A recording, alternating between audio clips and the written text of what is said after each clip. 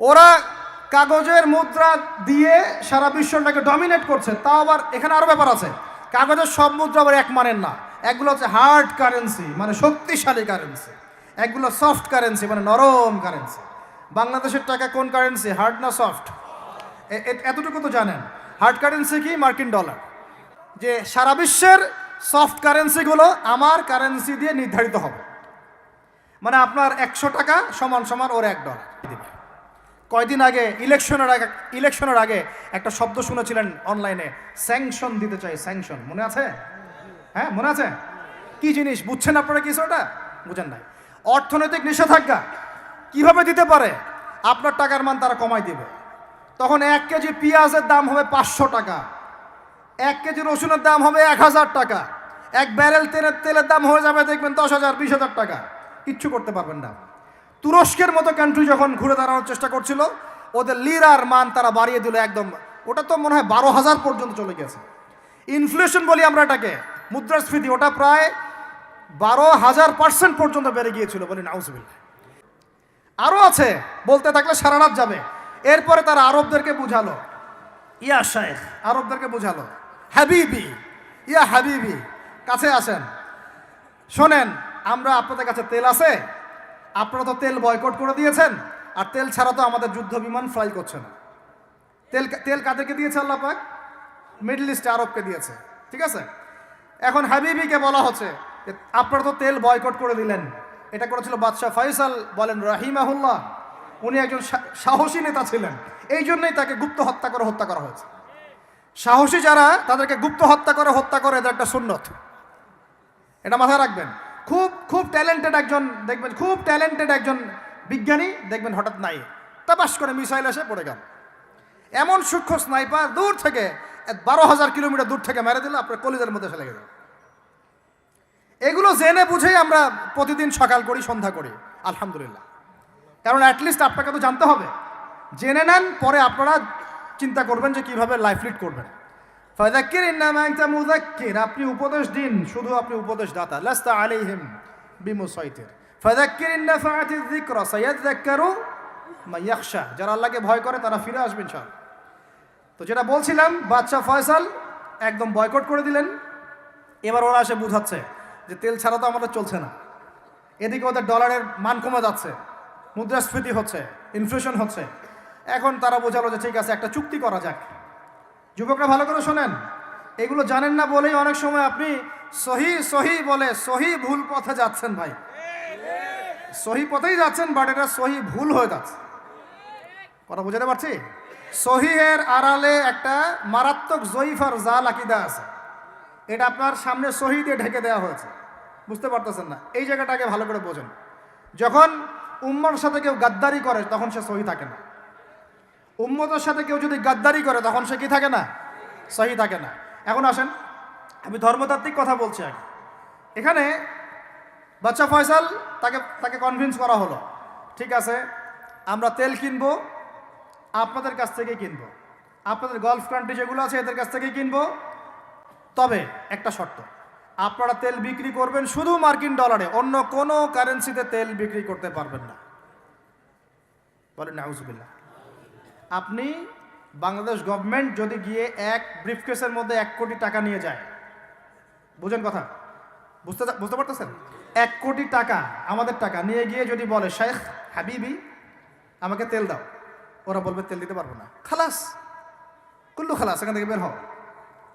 কথা বুঝতে পারেন নাই? 1 কোটি কি দিবেন? টাকা, তেল দিবে না। লিখে নেন, দিবে না।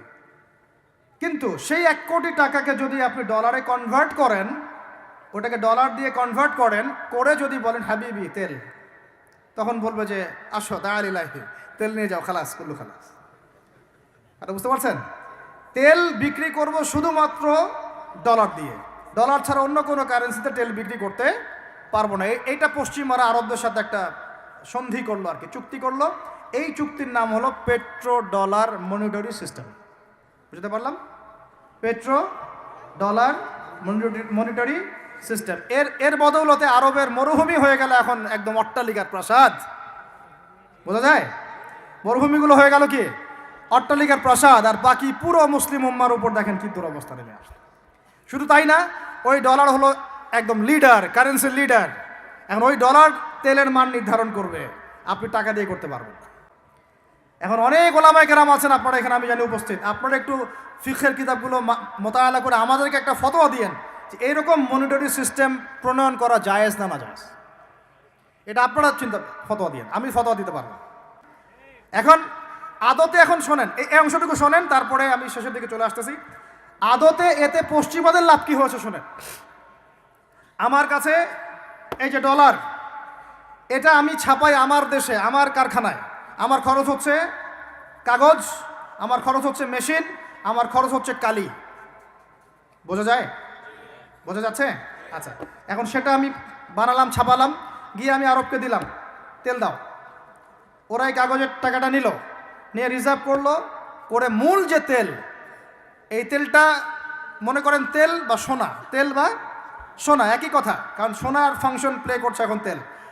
এখন তো যেহেতু গোল্ড দিনার নাই, দিরহাম নাই, এই তেলটা তারা নিল, নিয়ে ওদের দেশের আন্ডারগ্রাউন্ডে বাংকার আছে, গ্যালনকে গ্যালন গ্যালনকে গ্যালন তেল রিজার্ভ করতে থাকলো, রিজার্ভ করতে থাকলো, রিজার্ভ করতে থাকলো। এমনভাবে রিজার্ভ করতে থাকলো যে বিগত আগামী 30 বছর যদি বিশ্বে কোনো তেল নাও থাকে, ওরা চলতে পারবে, প্লেন উড়াইতে পারবে। ওদের মিলস বন্ধ হবে না, ফ্যাক্টরি বন্ধ হবে না, ওদের ইন্টারনেট সেকশন বন্ধ হবে না, বিদ্যুৎ বন্ধ হবে না, ওদের কোনো কিছুই বন্ধ হবে না, কোনো প্রযুক্তি বন্ধ হবে না। এত তেল তারা এখন রিজার্ভ করলো কি দিয়ে? ওর দেশে ছাপানো বিনামূল্যের ডলার দিয়ে। এবং সেই ডলারটা আমরা নিলাম, নিয়ে আমরা মাশাআল্লাহ অট্টালিকা নির্মাণ করলাম, আর মনে করলাম যে মাশাআল্লাহ আমি তো খুব ধনী হয়ে গেলাম, সমৃদ্ধি অর্জন করলাম। আদতে এখানে পশ্চিমাদের সবই লাভ। আমরা বলি না জালাও তাই কদু, সরি, আমরা বলি আম গেল সালাও গেল, তাই না? এখানে আমও তাদের, সালাও তাদের, আদতে আমাদের কিছু নাই। এখন আমরা তো থার্ড ওয়ার্ল্ডের কান্ট্রি, এটা হচ্ছে যারা বড় বড় ধনী রাষ্ট্র, ওদের অবস্থা হচ্ছে এই। আর আমরা যারা থার্ড ওয়ার্ল্ডের কান্ট্রি, উন্নত বিশ্বের দিকে এগিয়ে যাচ্ছে, আমরা যারা আস্তে আস্তে, যে পথে আমাদের দুর্নীতি বাধা, আমাদের এই যে নৈতিকতার অবক্ষয় বাধা, আমাদের মধ্যে আমানতহীনতা বাধা, এই বাধাগুলো আমাদেরকে আগাতে দিচ্ছে না। তা আমাদের অবস্থা কি হতে পারে তাহলে চিন্তা করেন। এখন আমরা এই জায়গায় আছি, এই জায়গায় বসে বসে আপনি মনে করছেন যে আপনি মাশাআল্লাহ খুব পাক্কা মুসল্লি, হালাল খাচ্ছেন, নামাজ পড়তেছেন, তাহাজ্জুদ গোজার, জান্নাত কিনে নিয়েছেন মাশাআল্লাহ। অথচ আপনার অর্থনীতি সুদভিত্তিক, এবং এই সুদভিত্তিক অর্থনীতির আন্ডারে থেকে কোনো বেসরকারি ব্যাংক পর্যন্ত 100% সুদমুক্ত সিস্টেম দিতে পারবে না। ফুল স্টপ, খালাস। আর এর উপরে আবার আছে ঘুষ, তার উপরে আবার আছে দুর্নীতি, তার উপরে আপনারা আবার মাপে কম দিচ্ছেন, তার উপরে আবার পণ্য মজুত করছেন, মার্কেটে ইচ্ছাকৃতভাবে প্রাইস বাড়ায় দিচ্ছেন, এই কাজগুলো করছেন। আমি শিক্ষিত একটা সমাজ পেয়েছি বলে কথাগুলো এভাবে মাহফিলে বললাম। এগুলো মাহফিলে কিন্তু আলোচনা হয় না। এগুলো কি মাহফিল আলোচনা হয়? আমরা বিশ্বাস করি গাজীপুরের শহরের মানুষ, সব ঢাকার মানুষ, আপনারা সব বুঝেন, ইন্টেলেকচুয়াল অডিয়েন্স আছেন এখানে। মৌলিক কাজ করি। মৌলিক কাজ হচ্ছে আমরা জাতিটাকে পরিবর্তন করতে চাই কি চাই না? পরিবর্তনের দরকার আছে কি নাই? আমাদেরকে সব কিছু সুন্দর চলছে? যদি বাহিরের চোখ দিয়ে দেখেন তাহলে মনে হবে হ্যাঁ সব সুন্দর চলছে, তাই না? মসজিদ আছে আমাদের, মাদ্রাসা আছে আমাদের, আমরা মুসলমান কালিমা পড়েছি, লা ইলাহা ইল্লাল্লাহ পড়েছি, মুহাম্মাদুর রাসূলুল্লাহ পড়েছি, আমরা মাশাআল্লাহ আমাদের বোনরা পর্দা করে, আপনারা ওয়াজ মাহফিলে আসছেন, ইত্যাদি ইত্যাদি। আপনারা যদি বাহিরের চোখ দিয়ে দেখেন মনে হবে সব ঠিকই আছে, কিন্তু আমাদের এই বাহিরের চোখের বাহিরেও ভিতরে একটা চোখ আছে, এটা কি বিশ্বাস করেন? বাহিরের চোখ দিয়ে যদি দেখেন তাহলে মনে হবে সব ঠিক আছে। কেমন?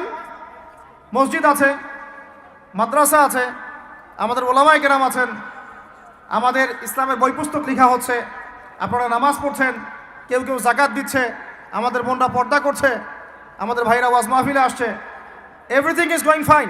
আপনার কাছে এটা মনে হবে যে সব ঠিকই আছে, তাই না? থিংস আর অল রাইট, সব ঠিক আছে। কিন্তু ভিতরের চোখ দিয়ে দেখা শিখলে আপনি বুঝবেন যে এই সব ঠিকের অন্তরালে আসলে কিছুই ঠিক নাই। আগে আপনাকে বোঝাচ্ছি ভিতরের চোখটা কি, তারপরে বুঝাবো কিভাবে সব ঠিক নাই। ভিতরের চোখটা বুঝতে হলে আপনাকে সূরা কাহফ পড়তে হবে। কোন সূরা ভাই? আরো জোরে বলি, কোন সূরা?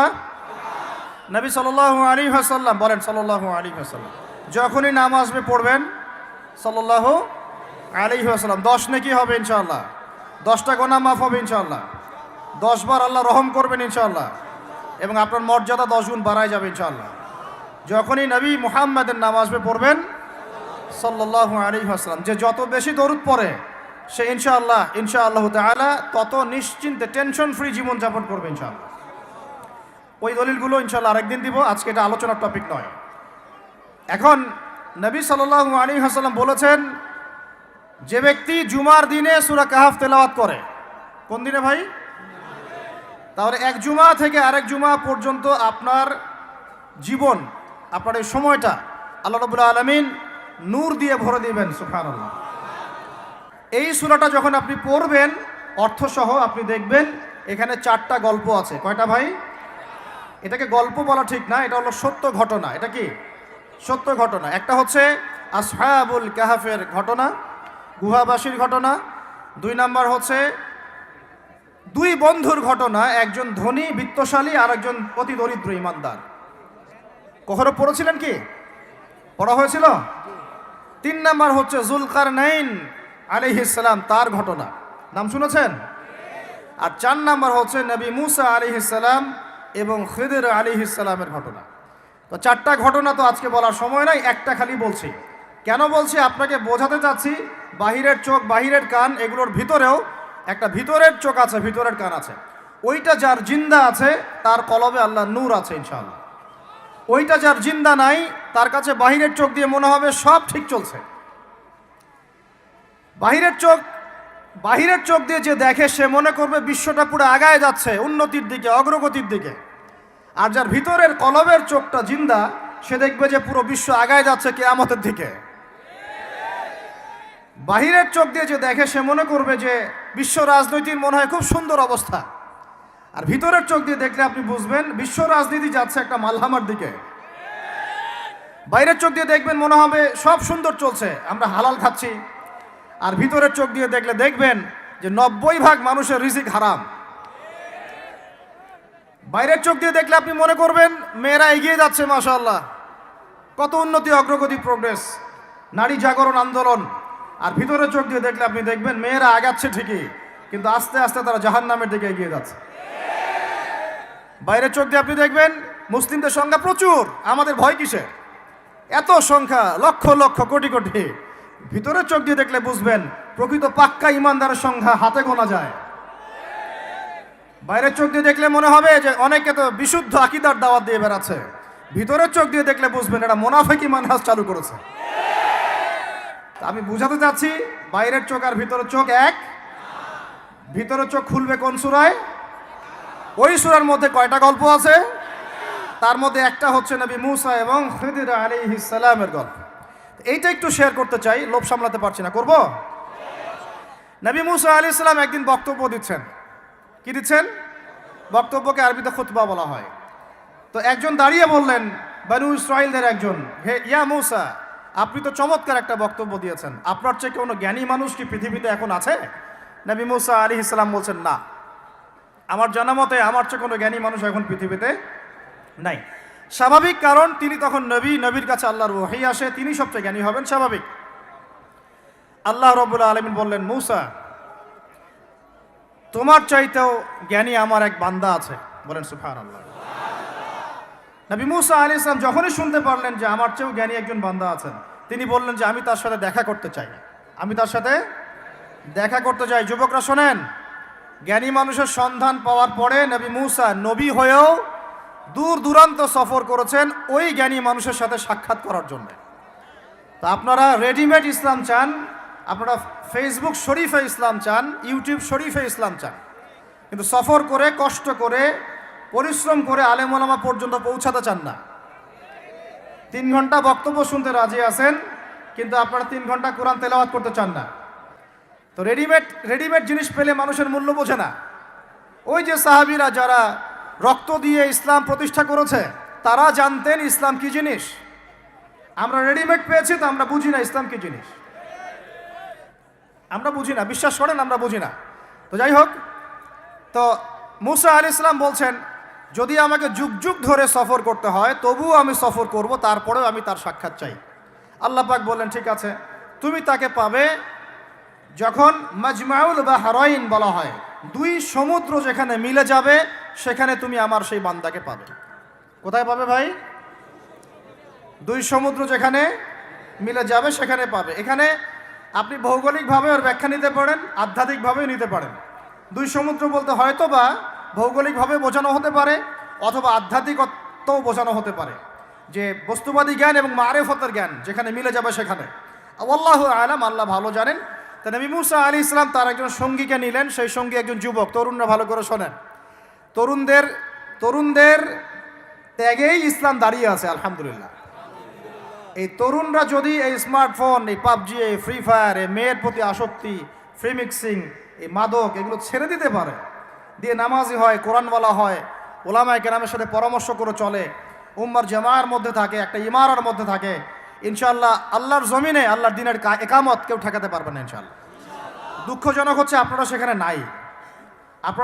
নাই, কিন্তু আপনারা আবেগে আছেন, আবেগ প্রদর্শন করছেন, বিবেক দিয়ে চিন্তা করছেন না, সমালোচনা বেশি করছেন, নিজে কোনো কাজ করছেন না, লেখালেখি করছেন, অনলাইনে বসে আছেন, সমালোচনা করছেন, শেয়ার দিচ্ছেন, লাইক দিচ্ছেন, কিন্তু আপনি আয়নার সামনে দাঁড়ায় চিন্তা করবেন, নিজেকে প্রশ্ন করবেন, এই উম্মার পিছনে আমার কি অবদান? এই উম্মাকে বিজয় করার পিছনে আমার অবদানটা কি? এই দেশকে উন্নতিতে নিয়ে যাওয়ার জন্য আমার অবদানটা কি? আমি আজ পর্যন্ত কি করেছি? দেখবেন জিরো, রেজাল্ট কি? জিরো। এই কাপুরুষ প্রজন্ম দিয়ে দিন কায়েম হবে না। মুখে কথা বলা অনেক সহজ, এরকম চেয়ারে বসে দুটো লেকচার দেওয়া কঠিন। মুখে বলা অনেক সহজ, একটা কনস্ট্রাকটিভ বই লেখা কঠিন। মুখে বলা অনেক সহজ, সাহসিকতার সাথে সমাজের নেমে জাহেলিয়াত দূর করা অনেক কঠিন। তো এই কঠিন কাজগুলো যখন আপনারা দায়িত্ব কাঁধে নেবেন, উম্মার বিজয় হয়ে যাবে ইনশাআল্লাহ। আল্লাহ পাক আমাদের কবুল করেন, আমিন। যুবক একজনকে সাথে নিয়ে নবী মুসা আলাইহিস সালাম হাঁটছেন। এই ব্যক্তির নামও বলে দেই, তার নাম হচ্ছে ইউশা বিন নুন। কি নাম? তিনি পরবর্তীতে নবী হয়েছিলেন এবং তার পরবর্তীতে এই যে তালুত নাম শুনেছেন, যাকে সেনাপতি করা হয়েছিল, মনে আছে? ভুলে গেছেন, আপনারা পড়েন নাই মনে হয়, সূরা বাকারা শেষের দিকে আছে। ওই তালুতের নেতৃত্বেই তো বাইতুল মুকাদ্দাস জয় হলো, বনু ইসরাইল সেখানে ঢুকলো। এবং তখন সূর্য ডুবে যাচ্ছিল, তিনি দোয়া করছিলেন, আল্লাহ সূর্যটাকে থামিয়ে দাও। সূর্যকে থামিয়ে দিলেন, সুবহানাল্লাহ। মহাবিশ্বে সূর্যের ঘূর্ণন থেমেছে একবার, মহাবিশ্বে সূর্যের ঘূর্ণন আল্লাহ থামিয়ে দিয়েছেন, কোরআন সাক্ষী আছে, হাদিস সাক্ষী আছে। এখন নবী মুসা আলাইহিস সালাম হাঁটতে শুরু করলেন। চলতে চলতে চলতে তিনি ওই মাজমাউল বাহরাইনের কাছে পৌঁছে গেলেন।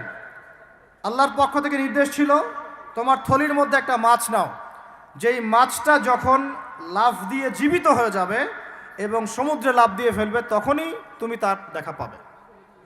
একটা মৃত মাছ তিনি নিলেন, হাঁটা শুরু করলেন, যোজন যোজন দূর চলতেই থাকলেন, হাঁটতেই থাকলেন। এক পর্যায়ে একটা পাথরের হেলান দিয়ে রেস্ট নিচ্ছেন, বিশ্রাম করছেন। বিশ্রাম করতে গিয়ে তিনি তার সঙ্গীকে বলছেন, আচ্ছা, যে নাস্তা নিয়ে আসছিলাম সেটা নিয়ে আসো দেখি। তখন তিনি বলছেন, আমি তো আপনাকে বলতে ভুলে গিয়েছি, ওই মাছ তো জীবিত হয়ে চলে গেছে সমুদ্রের মধ্যে। তখন মুসা আলাইহিস সালাম বলেন, আরে আমাকে এতদিন বলোনি কেন, এতক্ষণ বলো নাই কেন? ওইটাই তো সেই জায়গা যেখানে আমি তাকে পাবো। তারা আবার ব্যাক করলেন, সেই জায়গায় দেখলেন পাথরের উপরে সেই আল্লাহর বান্দা বসে আছে। তার নাম খিদির আলাইহিস সালাম। খিদির শব্দের অর্থ শ্যামল, খিদির মানে শ্যামল। হাদিসে আসছে, তিনি যেখানে যেতেন মৃত জায়গার উপরে বসলে সেই জায়গা সবুজ হয়ে যেত, সুবহানাল্লাহ। তো খিদির মানে শ্যামল, সবুজ আলাইহিস সালাম।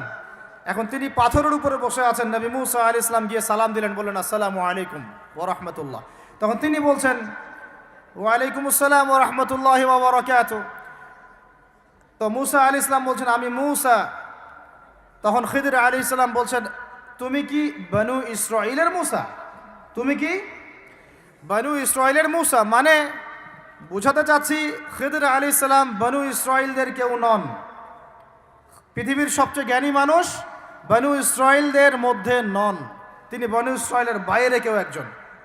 পৃথিবীর সবচেয়ে সেরা মানুষ, জ্ঞানী মানুষকে খুঁজতে হলে নবী মুহাম্মদ সাল্লাল্লাহু আলাইহি ওয়াসাল্লামের উম্মতে আসতে হবে। কথা বুঝতে পারছেন? পরতে পরতে দলিল আছে, একটু ঠান্ডা মাথায় গভীরভাবে ভাবার চেষ্টা করতে হবে। তো এখন খিদির আলাইহিস সালামকে নবী মুসা আলাইহিস সালাম বলছেন যে, হাল আদুল্লুকা আলা আন তুআল্লিমানি মিম্মা উল্লিমতা রুশদা? আমি শুনেছি আল্লাহ আমাকে বলেছেন যে আপনি পৃথিবীর সবচেয়ে জ্ঞানী মানুষ, তাহলে আমি কি আপনার সাথে সঙ্গী হতে পারি, সফর করতে পারি, যে আপনাকে আল্লাহ পাক যে জ্ঞান শিক্ষা দিয়েছেন আপনি আমাকেও শেখাবেন? এটা হলো স্টুডেন্টের একটা আর্তনাদ। ছাত্র হিসেবে তিনি বলছেন আমি কি আপনার সঙ্গী হতে পারি, আল্লাহ আপনাকে যে জ্ঞান শিখিয়েছেন আমাকেও শিখাবেন। দেখেন একজন নবী কথা বলছেন। আর আমাদের তো মাশাআল্লাহ ওই যে বললাম জ্ঞান শেখার কোনো ফিকির নাই। 6 মাসের একটা কোর্স করতে পারি না, কোরআন তেলাওয়াত শিখবো 3 মাসের কোর্স করতে পারি না, 3 ঘন্টা ওয়াজ শুনতে রাজি, 3 ঘন্টা আমরা বই পড়তে পারি না। তো এই প্রজন্মটা দিয়ে হবে না ভাই। আমি আপনাদেরকে পরিবর্তন করতে চাই, আল্লাহ পাক যেন কবুল করেন, তৌফিক দান করেন। এখন খিদির আলাইহিস সালাম বলছেন ইন্নাকা লান তাস্তাতিআ মাইয়া সাবরা। টিচারের কি কথা, কি দূরদর্শিতা! টিচার বলছেন যে তুমি তো আমার সাথে সবর করতে পারবে না। সঙ্গী হওয়ার আগেই কথা বলা শেষ। আপনি এসে আমাকে বলছেন ভাই আপনার সাথে কি সফর করতে পারি, একটু এলেম শেখাবেন, আর আমি বলছি আপনি তো সফর করতে পারবেন না। তো কি পরিমাণ জ্ঞান গভীরতা দূরদর্শিতা থাকলে, ভবিষ্যৎ সম্পর্কে দূরদর্শিতা থাকলে তিনি আগেই বলতে পারেন যে আপনি সবর করতে পারবেন না।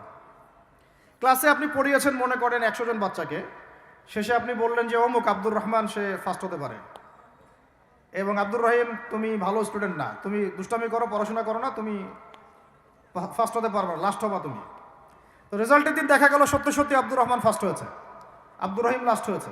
তার মানে কি টিচার গায়েবের খবর জানে?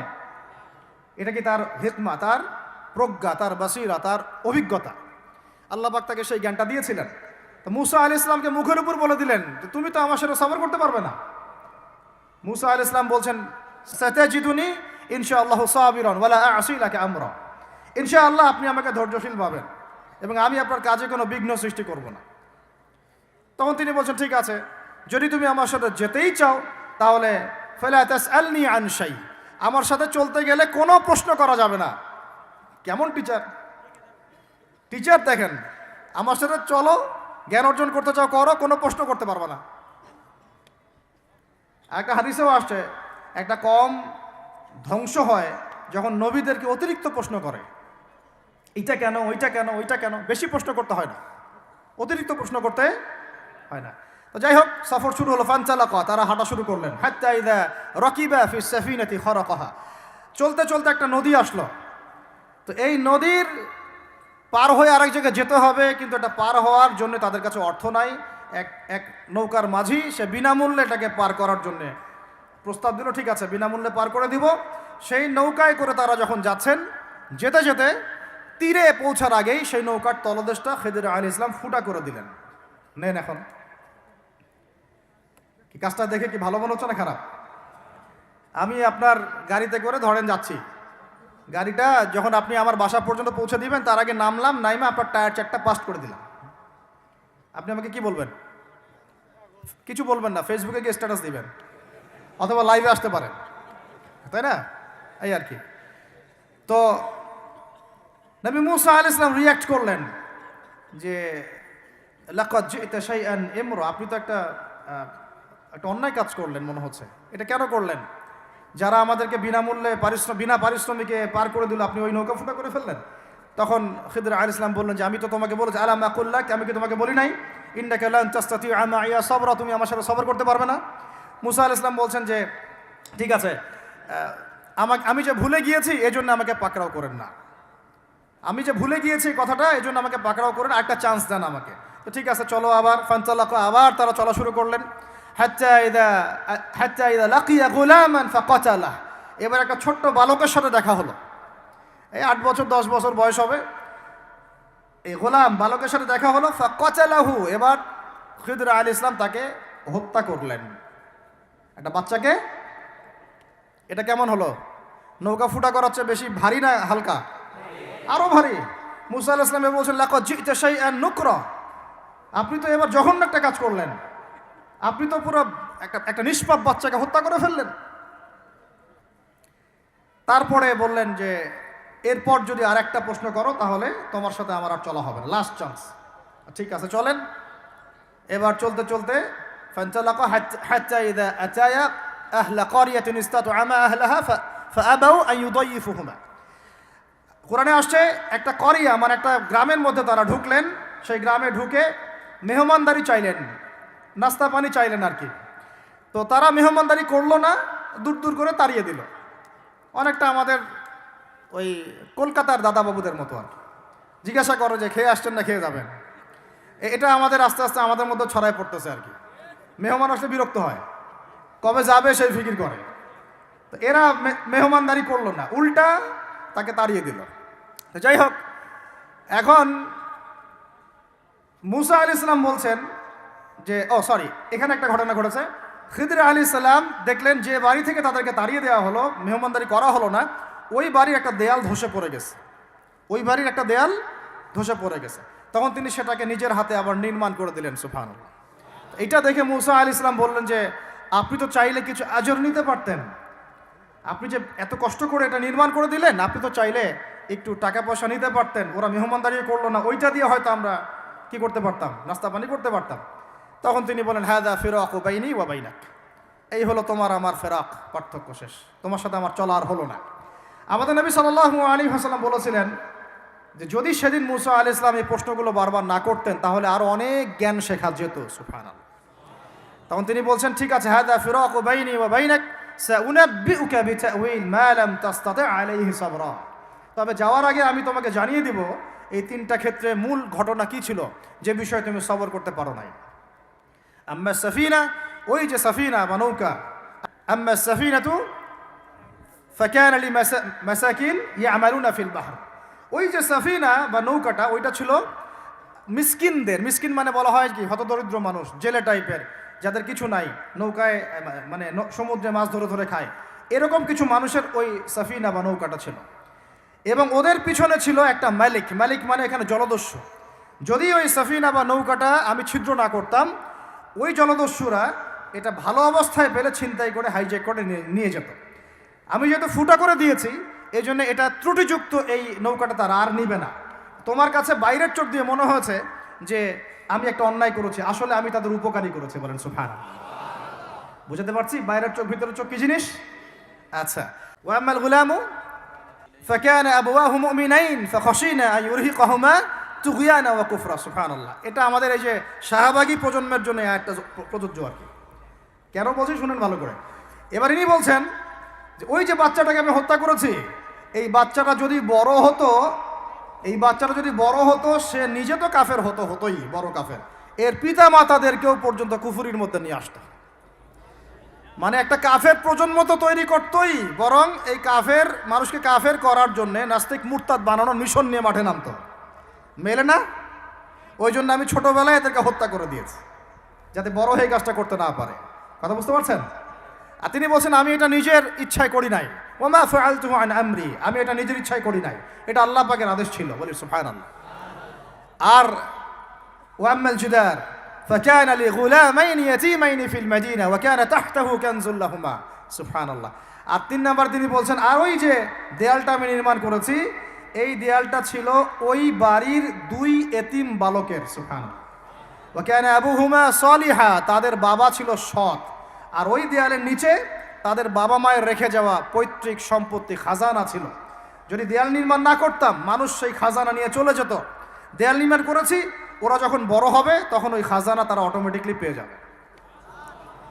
তো 3টা ক্ষেত্রেই হে মুসা তুমি সবর করতে পারো নাই, তোমার কাছে মনে হয়েছে যে আমি অন্যায় করছি, কিন্তু আসলে এই প্রত্যেকটা ক্ষেত্রে আমি সঠিক ছিলাম, তুমি ভুল ছিলে। এখানে একটা চমৎকার শিক্ষা আছে, একটা চমৎকার গভীর একটা শিক্ষার ব্যাখ্যা আছে, অন্তর্দৃষ্টির শিক্ষা, যে শুধুমাত্র বাইরের চোখ দিয়ে আর বাইরের এইসব সাক্ষরতার হাত দিয়ে, সার্টিফিকেট দিয়ে, নাম সিগনেচার করে, এত এত বইপত্র পড়েই মানুষ প্রকৃত শিক্ষিত হয় না। একটা গভীর একটা বুঝ দরকার, আল্লাহর মারেফত দরকার, আল্লাহর নূর দরকার, তাসকিয়া দরকার, দূরদর্শিতা দরকার, যেটাকে আমরা হিকমা বলি। ওয়ামা ইউতাল হিকমা ফাকাদ উতিয়া খায়রান কাসীরা। আল্লাহ বলেছেন যাকে হিকমা এবং প্রজ্ঞা দেওয়া হয়েছে তাকে অনেক প্রচুর কল্যাণ দিয়ে দেওয়া হয়েছে। এখানে দেখেন একজন নবী হয়েও তিনি বুঝতে পারেন নাই এই 3টা ঘটনার পিছনের কারণ কি, অথচ খিদর আলাইহিস সালামকে আল্লাহ পাক এমন জ্ঞান দিয়েছিলেন যেই জ্ঞান দিয়ে তিনি ব্যাখ্যা করলেন যে পিছনের কারণ কি ছিল। এখন এই ঘটনাটা আপনার আমার জন্য আমি বলেছি সূরা কাহাফ সেই সূরা যা আপনার অন্তর্দৃষ্টি ভিতরের চোখ খুলে দিবে, আপনার কলবে নূর নিয়ে আসবে। আপনি এমন কিছু দেখবেন, বুঝবেন, শুনবেন যা সবাই বুঝতে পারছে না, সবাই শুনতে পারছে না, সবাই দেখতে পারছে না। বাস্তবতা এইটা। বাস্তবতা এটা না যে আপনার অনেক মসজিদ আছে, অনেক মাদ্রাসা আছে, অনেক মুসলমান আপনারা, যুব সমাজের একদম বিস্ফোরণ, একজন বক্তা আসছে একদম আল কোরআনের আলো ঘরে ঘরে জ্বালো, আদতে এগুলোর কোনো মূল্য হচ্ছে না। আদতে এগুলো দিয়ে সারা বিশ্ব দিন প্রতিষ্ঠা হচ্ছে না। কারণ বিশ্বের বাস্তবতা আমরা বুঝতে পারি নাই। বিশ্বের বাস্তবতা বুঝতে হলে খিজির হতে হবে। বিশ্বের বাস্তবতা এইটাই যে ওরা এখন এত শক্তিশালী একটা অবস্থায় গিয়েছে, ওখান থেকে আমাদেরকে তারা কন্ট্রোল করা শুরু করেছে বিগত প্রায় 100 বছর থেকে। কত বছর থেকে? এগুলো আমাদের হুঁশই নাই। আমরা মনে করি মাশাআল্লাহ আমি 5 ওয়াক্ত নামাজ পড়ি, কাম খালাস, আমি যাকাত দিয়েছি, কাম খালাস, আমি একদম পর্দা করি, মাশাআল্লাহ সব কাম খালাস, আমি একটা মসজিদ করেছি, বাস কাম খালাস, আমি মাশাআল্লাহ একটা মাদ্রাসা চালাই, বাস দিন কায়েম হয়ে গেছে। No, not at all. Question গেলেও না। যতদিন পর্যন্ত মুসলমানরা আবার সেই ওমর ইবনুল খাত্তাবের শাসন কায়েম করতে পারে নাই, এই বিশ্বে মুসলমানরা স্বাধীন নয়। আমরা এখনো স্বাধীনতা অর্জন করতে পারি নাই। বিশ্বাস করেন ওই জায়গা থেকেই ইনশাআল্লাহ অচিরে ঈসা ইবনে মারিয়াম সারা বিশ্বকে শাসন করবে ইনশাআল্লাহ। ওই সময় দেখবেন মুসলমানরা স্বাধীনতা কাকে বলে।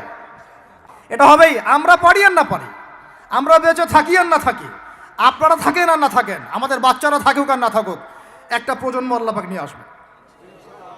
একটা প্রজন্ম আল্লাহ পাক নিয়ে আসবেন। আমি বলছি ওই প্রজন্ম টিকটক প্রজন্ম না, ওই প্রজন্ম এইসব মানে সেলফি শোডাউন আইওয়াস প্রজন্ম না।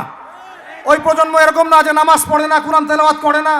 ওই প্রজন্ম এমন না দাওয়াতের মেহনত নাই, ওই প্রজন্মের জিহাদের কোনো জজবা নাই, ওই প্রজন্মের মধ্যে ইসলামের শারঈ কোনো জ্ঞান নাই, ওলামায়ে কেরামের কোনো সোহবত নাই, দিন প্রতিষ্ঠার কোনো ফিকির নাই। এমন প্রজন্মের কোনো প্রয়োজন নাই আমাদের।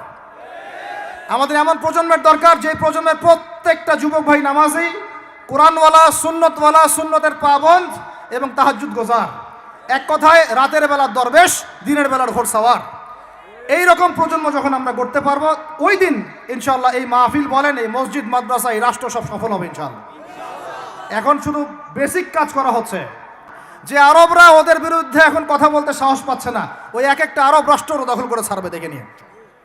আমি যদি ওটা চাচ্ছি না, দোয়া করি না, কিন্তু ওদের এজেন্ডা এটাই যে পুরো, আমি আখিরুজ্জামানের স্টুডেন্ট, ওদের এজেন্ডা, আমি আলহামদুলিল্লাহ বিগত 5-7 বছর থেকে পড়াশোনা করেছি, আমি আমার টুপির নিচ থেকে কথা বলছি না। ওদের এজেন্ডা হচ্ছে পুরো হোলি ল্যান্ডটা তারা দখল করতে চায়।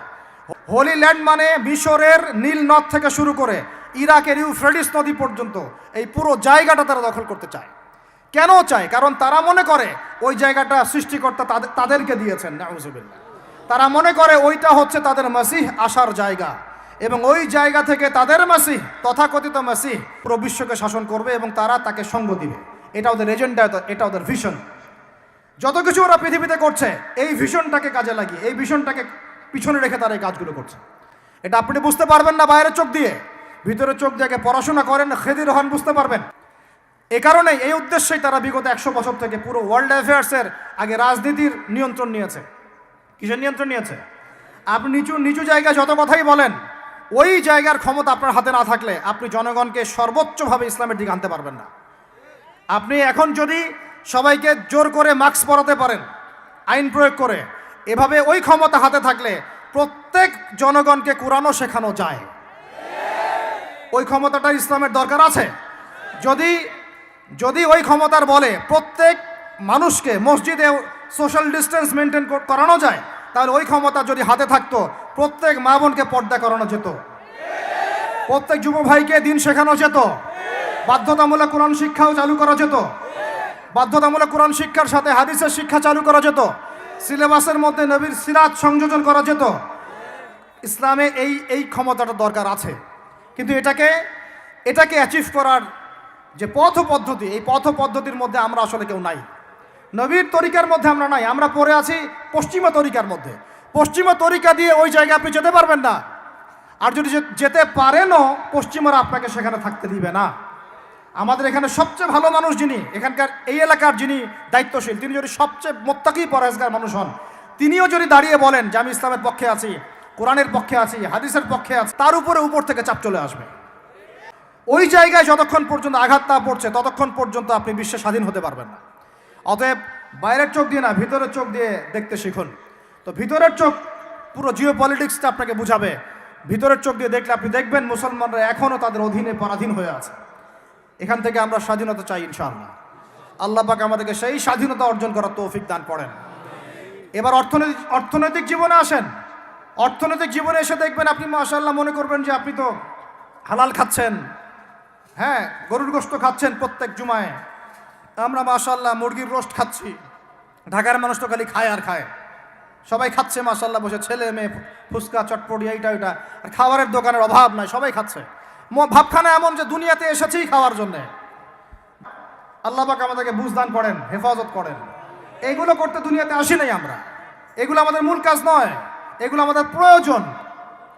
আপনি মনে করছেন যে মাশাআল্লাহ সবাই হালাল খাচ্ছি, বিশ্বাস করেন পুরো বিশ্বের অর্থনীতি সুদভিত্তিক। একদম খোলামেলা ওয়াকুলু কওলান সাদীদা বললাম, আল্লাহ পাক বলেছেন একদম স্পষ্ট সরাসরি খোলামেলা কথা বলো, পুরো বিশ্বের অর্থনীতি সুদভিত্তিক। যারা এই পুরো বৈশ্বিক অর্থনৈতিক সিস্টেমের মধ্যে ঢুকে গেছে, অর্থাৎ ওয়ার্ল্ড ব্যাংক, IMF এবং ফেডারেল রিজার্ভ ব্যাংকের আওতায় চলে আসছে, এরকম কোনো সেন্ট্রাল ব্যাংক 100% সুদমুক্ত হতে পারবে না, ফুল স্টপ, কোনোভাবেই সম্ভব না। আপনি যত বড় মুসলিম কান্ট্রি হন না কেন, আপনি এদের আওতায় থাকলে কোনো অবস্থাতেই সুদমুক্ত থাকতে পারবেন না। তাহলে এখন আমি যদি আপনাকে প্রশ্ন করি, বিগত 20 বছর থেকে একটা রাষ্ট্র এটাতে লড়াই করেছিল এবং সাম্প্রতিক সময়ে তাদের কারেন্সি মার্কিন ডলারকে ছাড়িয়ে গেছে, এই তথ্য কি আপনাদের কাছে আছে? তথ্য আছে? নাম মেনশন করার দরকার নাই, আপনারা বুঝতে পারেন কি পারেন না?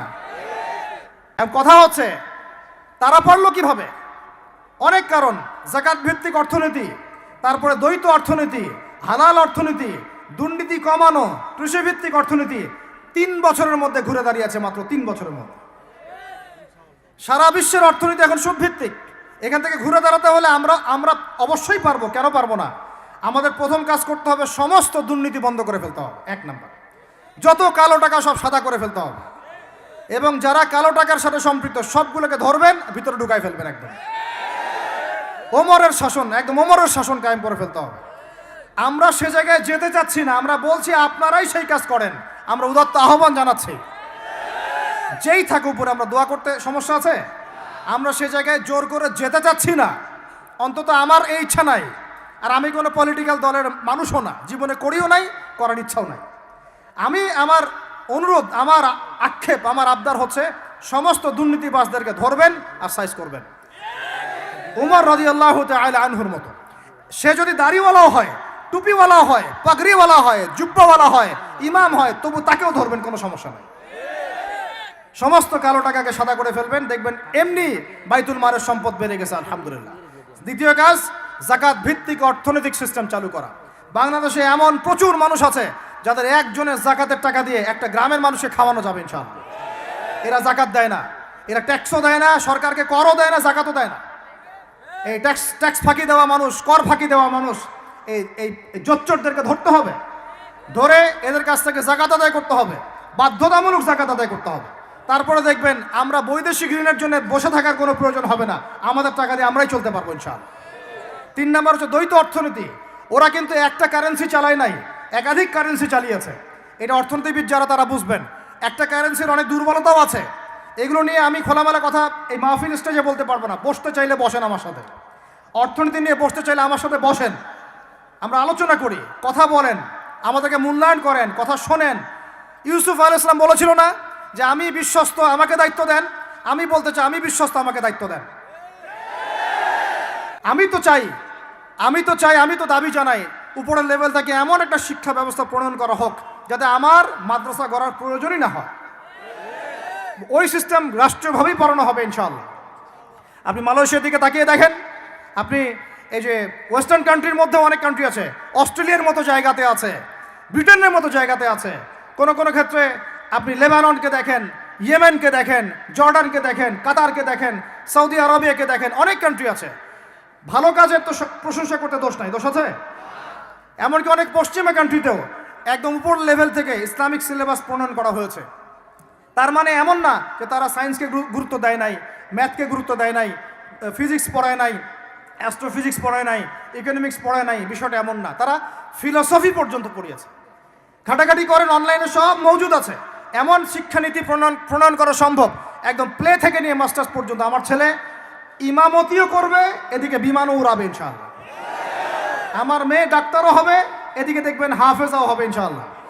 একজন মুফতি সাহেব, তিনি ফতোয়াও দিবেন, একই সাথে বিশ্ব অর্থনীতি সম্পর্কেও জানবেন ইনশাআল্লাহ। একজন আর্মি অফিসার, তিনি যেমন সামরিক ক্ষেত্রে লিডার হবেন, তেমনি দেখবেন ফিকহের কিতাব মোতালা করে ফতোয়া দিতে পারছেন ইনশাআল্লাহ। এই যুগটা এটা কোনো মানে স্বপ্নের যুগ নয়, এই যুগটা ছিল এক সময়। বেশি দিন দূরে যেতে হবে না, আপনি 200, 300, 400 বছর পিছনে যান, দেখবেন মুসলমানরা এমন সোনালী যুগ পার করে আসছে। অতএব এগুলো কোনো গাল গল্প করছি না আমি, এগুলো বাস্তবে রূপান্তরিত করা অবশ্যই সম্ভব, বারহাক সম্ভব, যদি এরকম কিছু মানুষের মধ্যে উদ্দীপনা থাকে, একটা সৎ সাহস থাকে, আমাদের উপর থেকে যদি একটা সহযোগিতা আসে এবং আমাদের মতো যারা ইয়াং তাদেরকে যদি মূল্যায়ন করা হয়, ইনশাল্লাহ দেখবেন বাংলার জমিন পরিবর্তন হয়ে গেছে। এই পরিবর্তন হলে দেশের জন্য কোনো খারাপের কিছু নাই, রাষ্ট্র পিছিয়ে যাবে না, রাষ্ট্র আরও এগিয়ে যাবে ইনশাআল্লাহ তাআলা। আরও ব্যাপার আছে, আপনি মালয়েশিয়ার একটা ক্লাস 10-এর বাচ্চার দিকে তাকান। ক্লাস 10-এর একটা বাচ্চা কোনোদিন মাদ্রাসায় যায়ই নাই, স্কুলে পড়েছে, কিন্ডারগার্টেনে পড়েছে, রাষ্ট্রীয় সিলেবাসে পড়েছে, মাত্র 10 থেকে 12 বছর পড়াশোনা করে ও এখন এদিকে এসএসসি এইচএসসি লেভেলেও চলে গেছে, ও লেভেল পরীক্ষা দিয়েছে, এদিকে সে ইমামতি করার যোগ্যতা অর্জন করেছে। এখন আমাকে বলেন ওই রাষ্ট্রটা কি পিছিয়ে গেছে? অতএব এই শিক্ষার দিকে অনেক মনোযোগী হতে হবে আমাদের সবাইকে, আল্লাহ পাক তৌফিক দান করেন।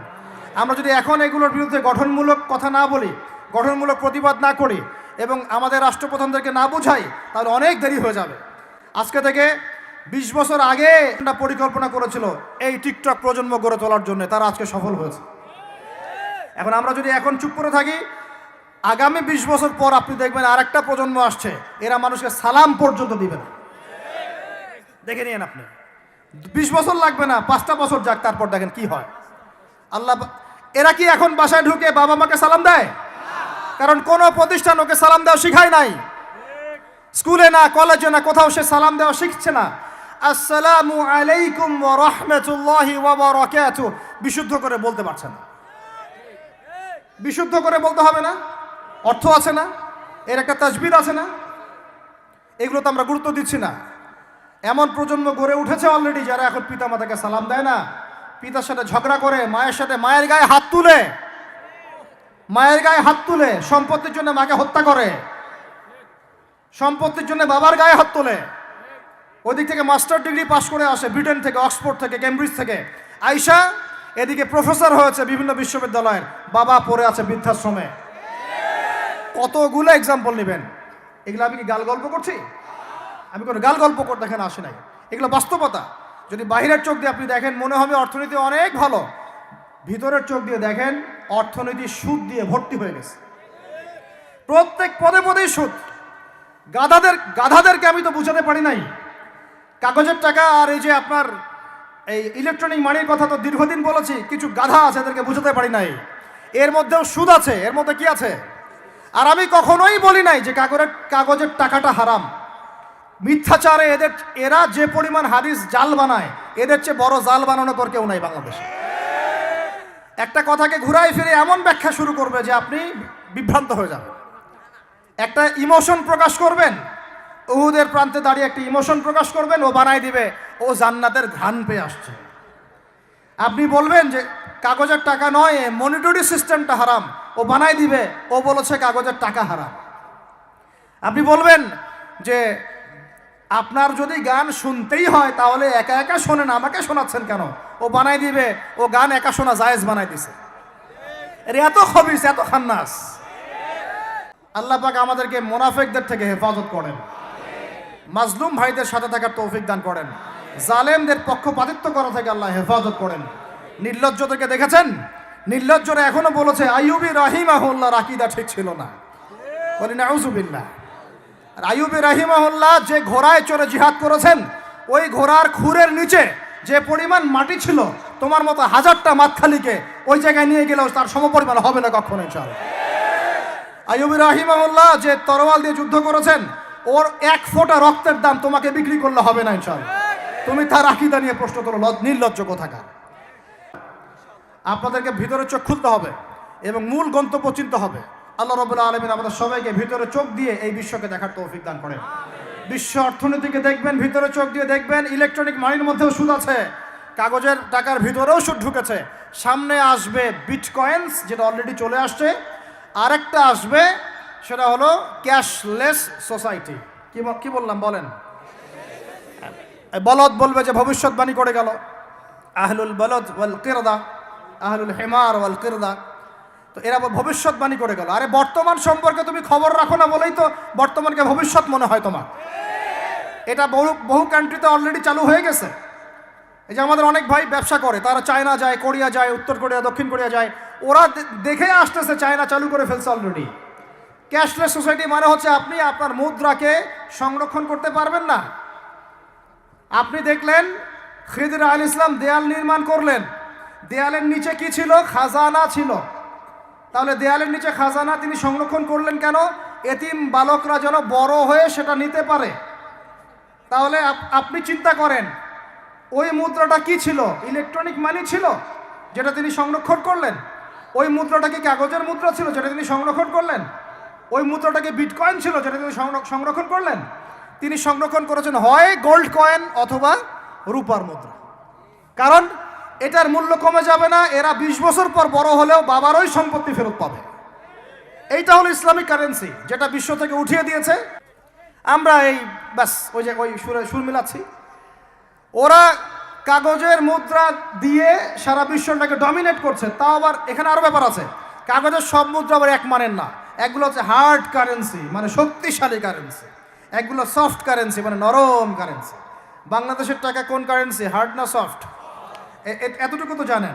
হার্ড কারেন্সি কি? মার্কিন ডলার। যে সারা বিশ্বের সফট কারেন্সিগুলো আমার কারেন্সি দিয়ে নির্ধারিত হবে।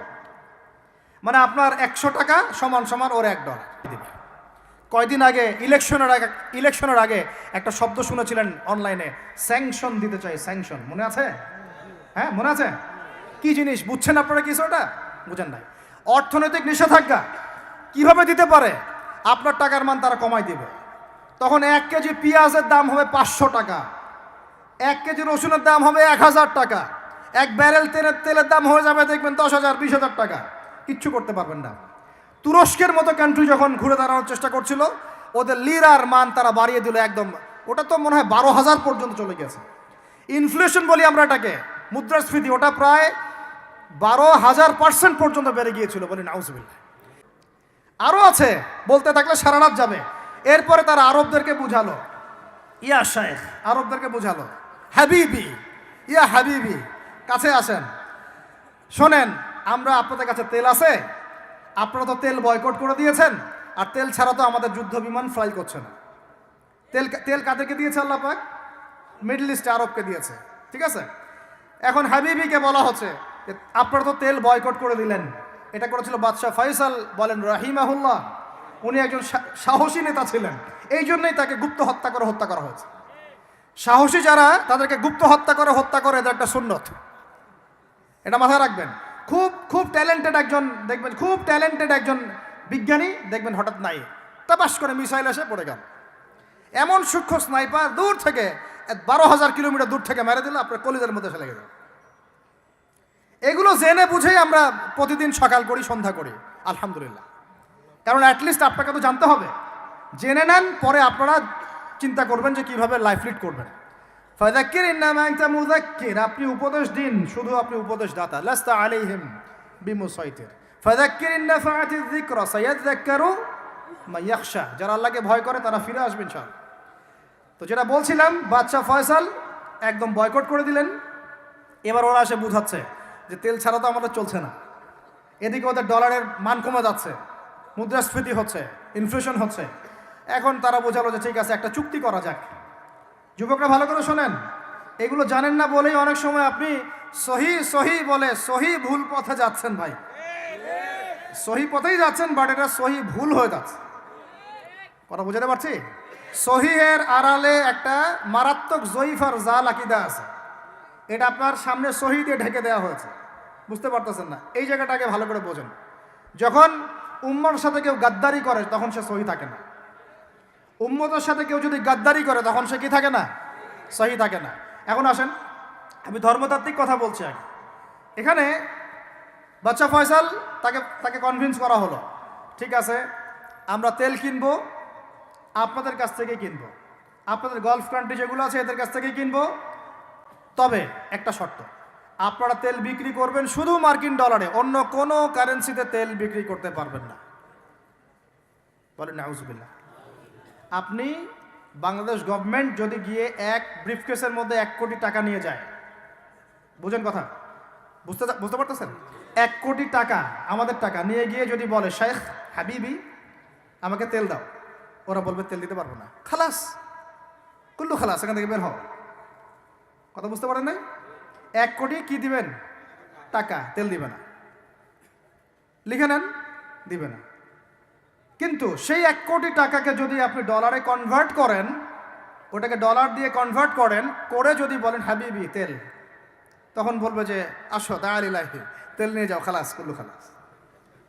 এটা বুঝতে পারছেন? তেল বিক্রি করব শুধুমাত্র ডলার দিয়ে, ডলার ছাড়া অন্য কোনো কারেন্সিতে তেল বিক্রি করতে পারবো না। এইটা পশ্চিমারা আরবদের সাথে একটা সন্ধি করলো আর কি, চুক্তি করলো। এই চুক্তির নাম হলো পেট্রো ডলার মনিটরি সিস্টেম। বুঝতে পারলাম? Petro dollar monetary system. এর বদৌলতে আরবের মরুভূমি হয়ে গেল এখন একদম অট্টালিকার প্রাসাদ। বোঝা যায়? মরুভূমিগুলো হয়ে গেল কি অট্টালিকার প্রাসাদ, আর বাকি পুরো মুসলিম উম্মার উপর দেখেন কি দুরবস্থা নেমে আসে। শুধু তাই না, ওই ডলার হলো একদম লিডার, কারেন্সির লিডার। এখন ওই ডলার তেলের মান নির্ধারণ করবে, আপনি টাকা দিয়ে করতে পারবেন। এখন অনেক ওলামায়ে কেরাম আছেন আপনারা এখানে, আমি জানি উপস্থিত, আপনারা একটু ফিকহের কিতাবগুলো মোতালা করে আমাদেরকে একটা ফতোয়া দিয়েন যে এইরকম মনিটরি সিস্টেম প্রণয়ন করা জায়েজ না নাজায়েজ। এটা আপনারা ফতোয়া দিয়েন, আমি ফতোয়া দিতে পারবো। এখন আদতে এখন শোনেন, এই অংশটুকু শোনেন, তারপরে আমি শেষের দিকে চলে আসতেছি। আদতে এতে পশ্চিমাদের লাভ কি হয়েছে শোনেন। আমার কাছে এই যে ডলার, এটা আমি ছাপাই আমার দেশে, আমার কারখানায়। আমার খরচ হচ্ছে কাগজ, আমার খরচ হচ্ছে মেশিন, আমার খরচ হচ্ছে কালি। বোঝা যায়? বোঝা যাচ্ছে? আচ্ছা, এখন সেটা আমি বানালাম, ছাপালাম, গিয়ে আমি আরবকে দিলাম, তেল দাও। ওরা এই কাগজের টাকাটা নিল, নিয়ে রিজার্ভ করলো, করে মূল যে তেল, এই তেলটা মনে করেন তেল বা সোনা, তেল বা সোনা একই কথা, কারণ সোনার ফাংশন প্লে করছে এখন তেল।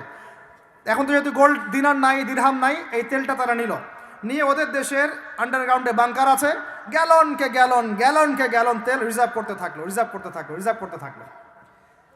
এমনভাবে রিজার্ভ করতে থাকলো যে বিগত আগামী 30 বছর যদি বিশ্বে কোনো তেল নাও থাকে, ওরা চলতে পারবে, প্লেন উড়াইতে পারবে।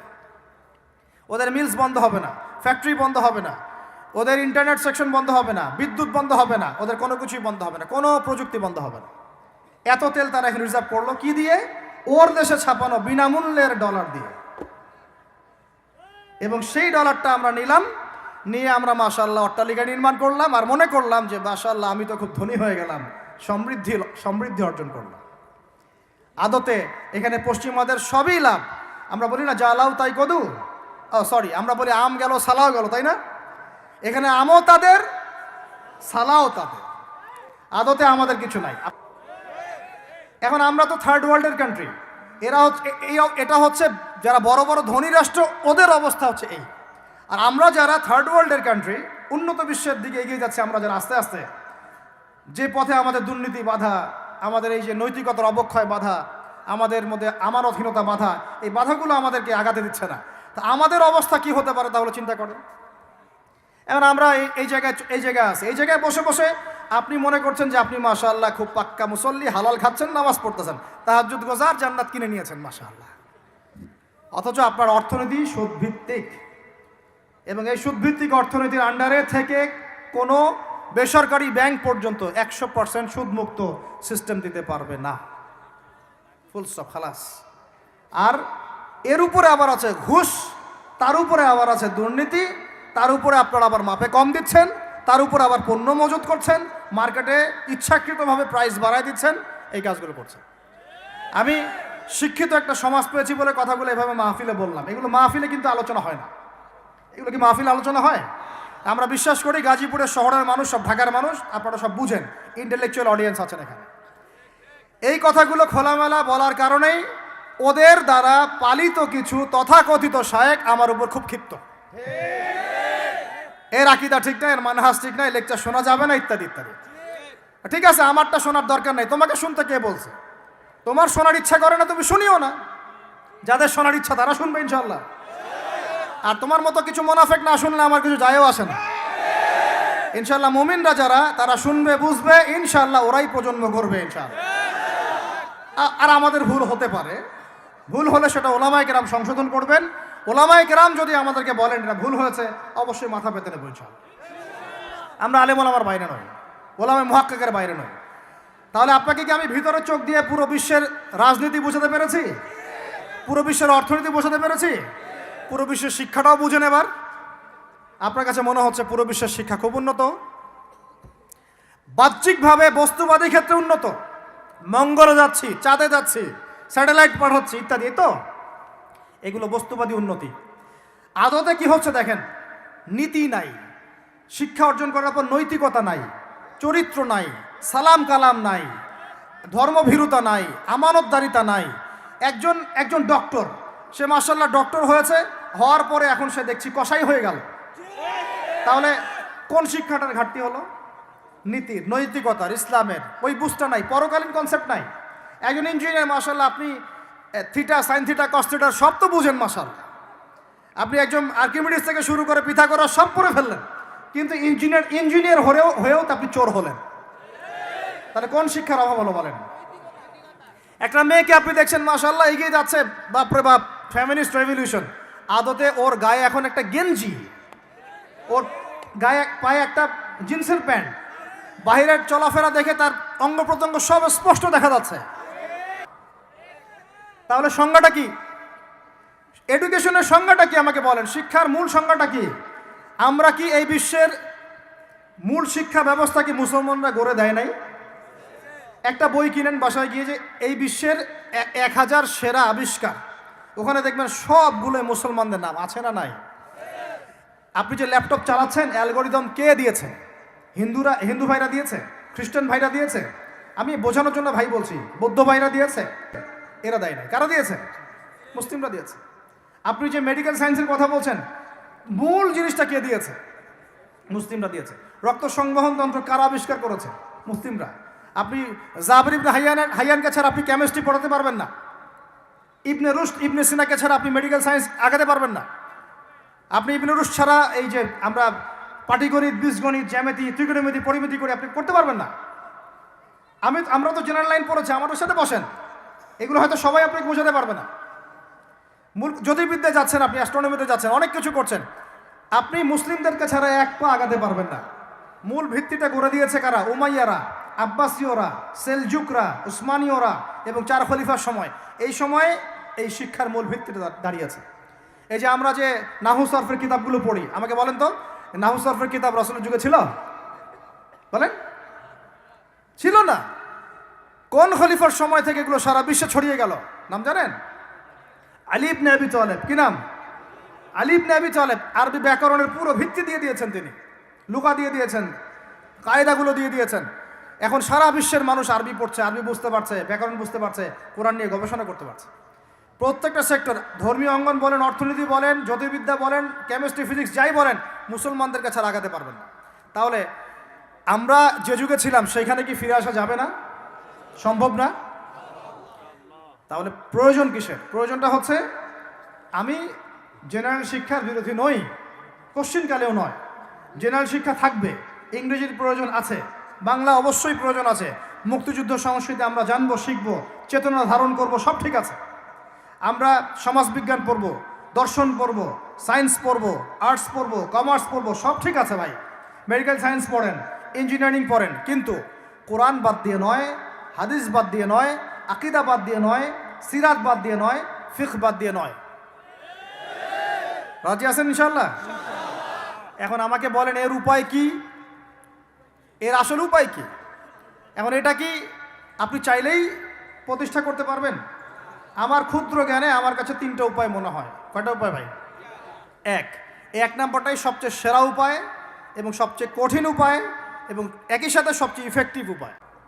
সেটা হলো, জাস্ট যদি আমাদের ঊর্ধ্বতন কর্তৃপক্ষ, আমাদের শিক্ষা মন্ত্রণালয়, আমাদের গভর্নমেন্ট, আমাদের প্রশাসন, আমাদের সরকার, তারা যদি একটা টেবিলে বসে ওলামায়ে কেরামদেরকে নিয়ে বসে, প্রতিভাবান ইয়াংদেরকে নিয়েও বসে, শিক্ষা নিয়ে যাদের অবদান আছে তাদেরকে নিয়ে বসে যদি একটা শিক্ষানীতি প্রণয়ন করে, যে না, আমাদের দেশটা মুসলিম কান্ট্রি, বেশিরভাগ মানুষই মুসলমান, মুসলমান জনগণ, মুসলমান যুবক, মুসলমান যুবতী, মুসলমান শিশু কিশোর বেশিরভাগই মুসলিম। অ্যাজ এ ডেমোক্রেটিক সিস্টেম এখানে বেশিরভাগই মুসলিম। তাহলে তাদের স্বার্থ বিবেচনা করে আমরা একটা শিক্ষানীতি প্রণয়ন করি না কেন? একটা শিক্ষানীতি প্রণয়ন করি যেখানে প্লে গ্রুপ থেকে শুরু করে মাস্টার্স পর্যন্ত আমরা মাশাআল্লাহ 2টা শিক্ষাকে সমন্বয় করে দেবো ইনশাআল্লাহ। এই সমন্বয়টা করলে আমার ছেলে বললাম তো 2 দিকেই ইনশাআল্লাহ এক্সপার্ট হবে। আমাদেরকে আলাদা করে কোনো প্রতিষ্ঠান খুলতেও হবে না। এটা কি করা যায় না? এটা যদি করা যায় তাহলে আমাদেরকে আলাদা করে কোনো মাদ্রাসাও খুলতে হচ্ছে না এখন, বরং যা আছে এটা দিয়ে যথেষ্ট। যা আছে এটা দিয়ে যথেষ্ট। আর সুন্দর নীতি থাকবে, সিলেবাস করে দেওয়া হবে, দেখবেন সবাই একই ভাষায় কথা বলছে, একই শিক্ষা শিক্ষিত হচ্ছে। একটা লেভেল পর্যন্ত অ্যাটলিস্ট মানুষ নৈতিক শিক্ষা পাবে, ইসলামী শিক্ষা পাবে। পরবর্তীতে গিয়ে ফ্যাকাল্টি আলাদা হয়ে যাবে, তারা কেউ ইঞ্জিনিয়ার, কেউ ডক্টর ইত্যাদি ইত্যাদি হতে পারে। এটা যদি আমাকে বলেন, আমাকে 5টা বছর সময় দেন, 5 বছর সময় দেন, যদি মূল্যায়ন করেন, আমি ইউসুফ আলাইহিস সালামের মতো বলতে বাধ্য হচ্ছি এখন। কারণ আমি এটা দেখে অনেক ব্যথিত হচ্ছে। কেউ বলুক না বলুক, আমি কোনো দলের পক্ষ থেকে বলছি না, কোনো মতের পক্ষ থেকে না, কোনো রাজনৈতিক ব্যক্তিবর্গের পক্ষ থেকেও নয়। আমি আমার ব্যক্তিগত ব্যক্তি স্বার্থের পক্ষ থেকে বলছি, আমাকে 5টা বছর সময় দেন, ইনশাল্লাহ এটা আমি গড়ে দিতে পারবো ইনশাল্লাহ। জাস্ট আমাকে একটা সমৃদ্ধ লাইব্রেরি দেন, বসার জায়গা দেন, কাজ করার জায়গা দেন, স্বাধীনতা দেন, ইনশাল্লাহ আমি করে দেই। তারপরে আপনারা চেক করেন, যদি মনে হয় হ্যাঁ দেয়া যায় তাহলে দেন, না হলে আমারটা ছুঁড়ে ফেলে দিন ইনশাল্লাহ। পরে প্রয়োজনে ওটা আমি একা একা আমার একটা ইউনিভার্সিটি বানাই, সেখানে পড়াবো ইনশাল্লাহ। এটা 1 নাম্বার অপশন। 2, যদি এটা না করা হয়, আর এটা না করার সম্ভাবনাও আছে, কারণ আমি বলছি পুরো বিশ্ব আমরা নিয়ন্ত্রণ করি না, আমরা নিয়ন্ত্রিত।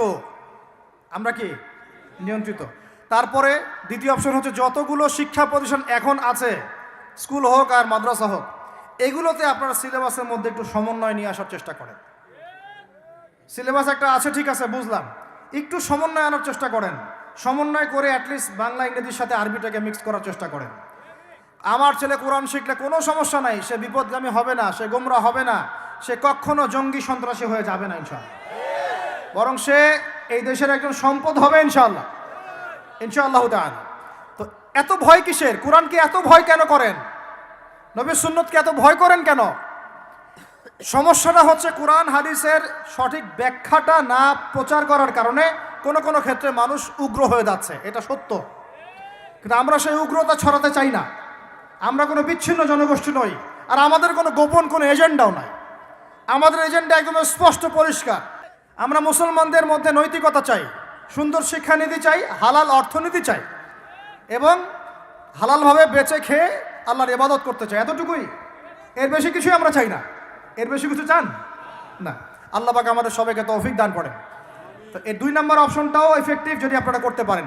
আর 3, 2 নাম্বারও যদি কাজ না হয়, তাহলে 3 নাম্বার একটা অপশন খোলা থাকে, যে নতুন করে কিছু প্রতিষ্ঠান গড়ে তোলেন এবং সেই প্রতিষ্ঠানগুলোতে আপনি আপনার মতো করে সুন্দর সিলেবাস মেনটেন করে আপনার বাচ্চাদেরকে পড়ানোর চেষ্টা করেন, যেখানে বাংলা, ইংরেজি, অঙ্ক এগুলোও থাকবে, জেনারেল শিক্ষাও থাকবে এবং ইসলামিক শিক্ষাও থাকবে। এছাড়া আমার মনে হয় না এই প্রজন্মকে বাঁচানোর চতুর্থ কোনো রাস্তা বাকি আছে। যদি থাকে আপনারা আমাকে জানায়। ভিতরের চোখ দিয়ে কি শিক্ষা বোঝাতে পেরেছি ভাই? আর 2টা জাস্ট বুঝাই ছেড়ে দেবো, জাস্ট 2টা, ধৈর্য ধরেন। ভিতরের চোখ দিয়ে এবার সংস্কৃতি বোঝেন। কি বুঝবেন? ভিতরের চোখ দিয়ে যদি দেখেন, দেখবেন আমাদের মুসলমানদের সংস্কৃতির মধ্যে এখন সব বিজাতীয় সংস্কৃতি ঢুকে গেছে। একটা বাড়িতে, একটা বিয়ে বাড়িতে যদি গানও বাজে, সেটাও বাজবে হিন্দি গান, সেটাও বাজবে ইংলিশ গান। মানে আপনি গানটাও যদি শুনেনও, একটা বাংলা গান শুনতে পারেন না। কারণ যে বাংলা ভাষার জন্য আপনি জীবন দিয়েছেন বলে দাবি করছেন, ওই চেতনাও আপনার মধ্যে আর বাকি নাই। ভাষার দিবস যখন আসে, আমরা তখন একটা শোডাউন করার চেষ্টা করি, শহীদ মিনারে ফুল দেওয়ার চেষ্টা করি। আর সারা বছর আমার বাসায় চলে হিন্দি গান, ইংরেজি গান ইত্যাদি ইত্যাদি, হিন্দি সিনেমা, ইংরেজি সিনেমা। তো সংস্কৃতির কোন জায়গায় বাঙালিত্ব ধরে রাখতে পারলাম? পোশাক আশাক পরছি, কোন পোশাকটা বাঙালির সাথে মেলে? জুব্বা, দাড়ি টুপি, নাকি জিন্সের প্যান্ট আর গেঞ্জি? বলেন। শেরে বাংলা একে ফজলুল হকের দিকে তাকান, মৌলানা ভাসানের দিকে তাকান, বঙ্গবন্ধু শেখ মুজিবুর রহমানের দিকে তাকান, তাদের পোশাকগুলোকে দেখেন, কি পোশাক ছিল? Shirt pant. তাহলে আপনি পড়েছেন কেন? এত বাঙালি বাঙালি করে চিৎকার করেন, তাহলে আপনি এগুলো পড়ছেন কেন? কথা বলেন। আমাদের বাপ দাদারা বাঙালি ছিলেন, খাঁটি বাঙালি, তাহলে আমরা কেন এখন জয়ীফ বাঙালি হলাম কেন, জাল বাঙালি হলাম কেন? আপনার বাসার কমোড পর্যন্ত ইংরেজদের আদলে করা, সবকিছুই খাবার অভ্যাস, খাদ্যাভ্যাস, আপনি পিৎজা বার্গার ছাড়া খাইতেই পারেন না, খাদ্যাভ্যাস ইংরেজদের।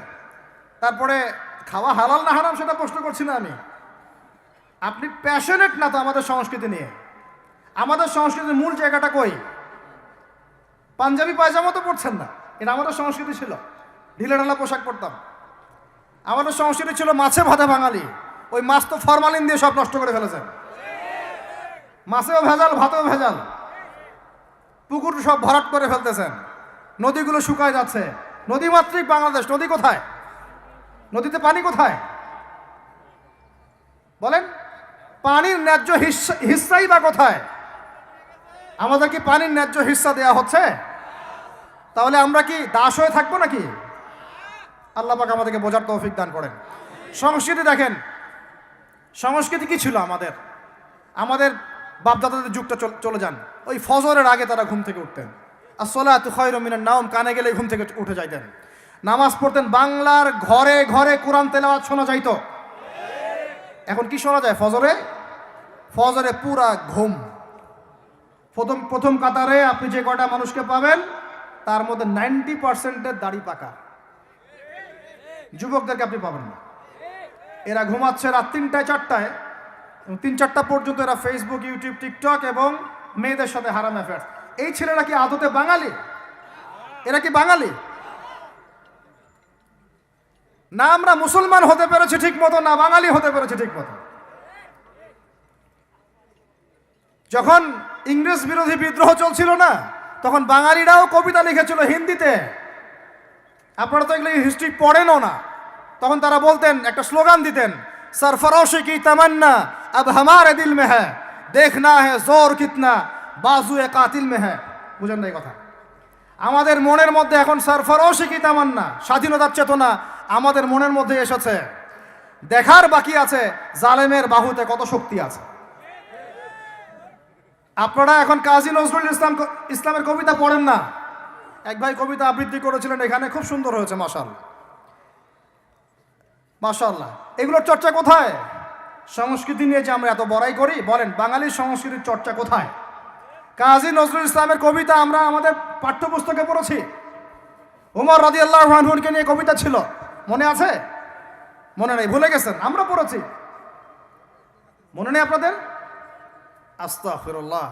উমর ইবনুল খাত্তাব, আমিরুল মুমিনিন, তোমার কি জানি, তোমার স্মৃতি আজানের ধ্বনি না, জানে না মুয়াজ্জিন। আমি ভুলে গেছি, অনেকদিন আগে পড়াইগুলো, আমি চর্চা এখন করি না।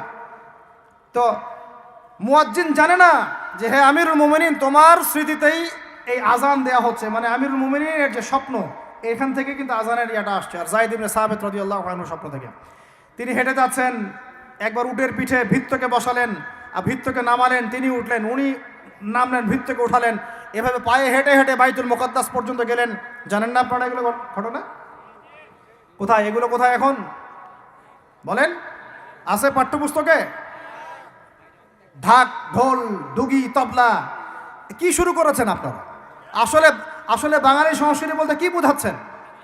আহমেদ সফার নাম শুনেছেন? তাকে ছাড়া আপনি বাঙালি সংস্কৃতি কোথায় পাবেন? এই বাঙালি সংস্কৃতির ভিতরে এই যে ওলামায়ে কেরামের অবদান, এটা আপনি কিভাবে অস্বীকার করছেন? আমরা এখন পড়ে আছি কয়েকটা বিষয় নিয়ে। দেখেন, গান বাজনা, ঢাকঢোল, ডুগি, তবলা এবং এমন কিছু সংস্কৃতির নামে কাজ যেগুলোর মধ্যে শিরক আছে অথবা বেদাত আছে অথবা কুফর। আপনি রাস্তায় হাঁটছেন বানরের মূর্তি নিয়ে, বানরের সাথে আপনার কি সম্পর্ক? বানরের সাথে বাঙালি সংস্কৃতির কি সম্পর্ক? আমরা কি বানর থেকে আসছি? তাহলে বানরের মূর্তি আমি হাটে নিয়ে হাঁটবো কেন? বানর থেকে আসছে কারা? ওই যে শনিবারে যারা মাছ ধরতে নিষেধ করা হয়েছিল, তারপরেও মাছ ধরেছে, আল্লাহ পাক বলছেন ওদেরকে বানর বানিয়ে দিয়েছে। জানেন না এটা? পড়েন, পড়াশোনা করেন। পড়াশোনা না করলে আমার সব কথা বুঝতে পারবেন না হয়তোবা। যদি বুঝতে না পারেন আরও একবার লেকচার শুনেন, রিপিটেড শুনেন, তারপরে আবার চেক করেন, ক্রস চেক করেন। একটা প্রজন্মকে আল্লাহ বানর বানিয়ে দিয়েছিলেন, কোরআনে দলিল আছে। আমরা কি সেই প্রজন্ম? তাহলে বানরের মূর্তি নিয়ে রাস্তায় হাঁটবো কেন? কেন? আপনি পেঁচার সাথে আপনার কি সম্পর্ক? পেঁচা কি আমার ভাগ্যের প্রতীক? হাত থেকে যদি কিছু পড়ে যায়, আমাদের অনেকে বলে যে একটু বসে যান, অমঙ্গল হতে পারে। চিরুনি পড়ে গেলে বলে যে মেহমান আসতে পারে। বিড়াল সামন দিয়ে চলে গেলে বলে একটু বসে যায়, অমঙ্গল হতে পারে। তো এখানে পেঁচার সাথে আপনার সংস্কৃতি কি সম্পর্ক? পেঁচা অমঙ্গলের লক্ষণ? তো এগুলো কি শুরু করেছি আমরা? যে কোনো একটা বিষয় নিয়ে যদি আলোচনা করতে চান, আসেন, বসেন, আমরা বসি, আলোচনা করি, সমাধানের পথ খুঁজি।